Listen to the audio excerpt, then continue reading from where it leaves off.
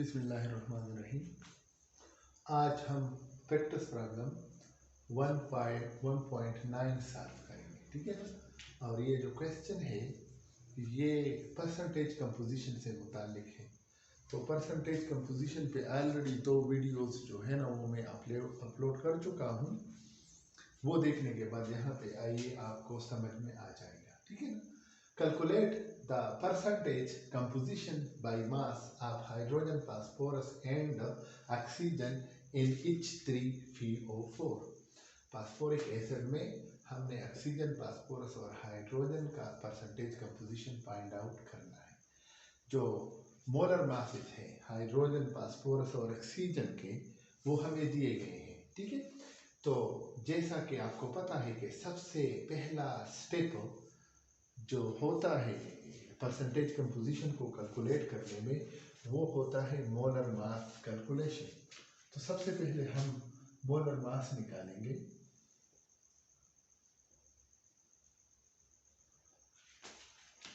H3PO4। अच्छा, molar mass हो जाएगा, इसमें 3 हाइड्रोजन है और एक हाइड्रोजन का जो मोलर मास है वो है 1, ठीक है। सिमिलरली एक इसमें फास्फोरस का एटम है, फास्फोरस का मोलर मास है 31 और इसमें 4 ऑक्सीजन एटम है और एक ऑक्सीजन का जो मोलर मास है वो है 16।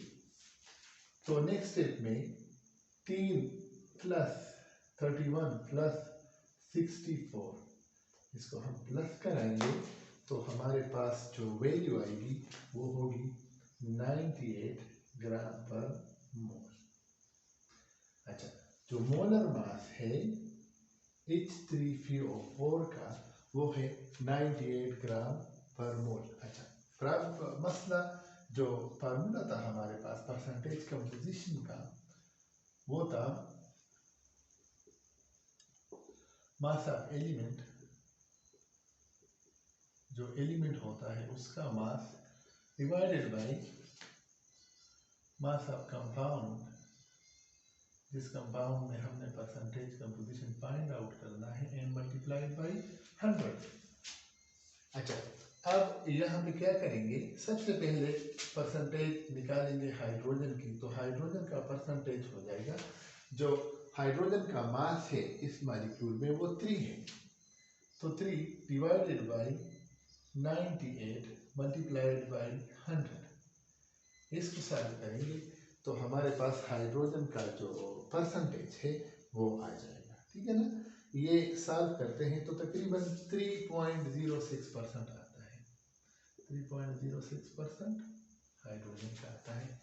अब फास्फोरस का करते हैं। Percentage of phosphorus will be equal to जो मास है फास्फोरस का, फास्फोरस एलिमेंट का इस कंपाउंड में वो 31 है। कंपाउंड का जो मास है वो 98 है और इसको हम 100 में मल्टीप्लाई करते हैं, कैलकुलेशन करते हैं तो हमारे पास जो वैल्यू आती है वो है 31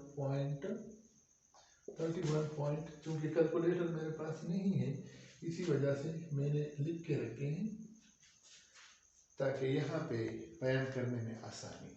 अच्छा, अब एक एलिमेंट रह गया है और वो है ऑक्सीजन। तो percentage of oxygen in the given compound, जो मास था ऑक्सीजन का वो 64 था। तो 64 को डिवाइड करते हैं 98 पे और फिर उसको मल्टीप्लाई करते हैं 100 के साथ। तो जो परसेंटेज कंपोजिशन आता है ऑक्सीजन का वो है 65.30%, ठीक है ना।